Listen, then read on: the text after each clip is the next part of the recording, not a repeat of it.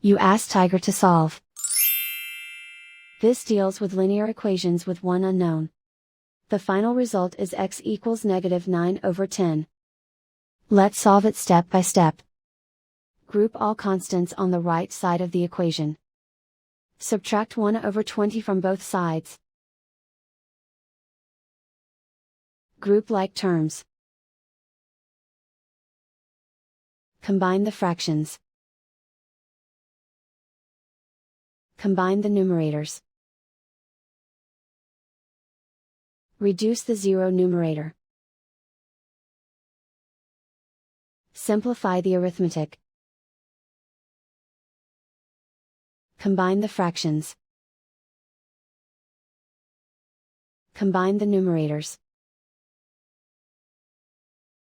Find the greatest common factor of the numerator and denominator. Factor out and cancel the greatest common factor. And so the final result is x equals -9/10.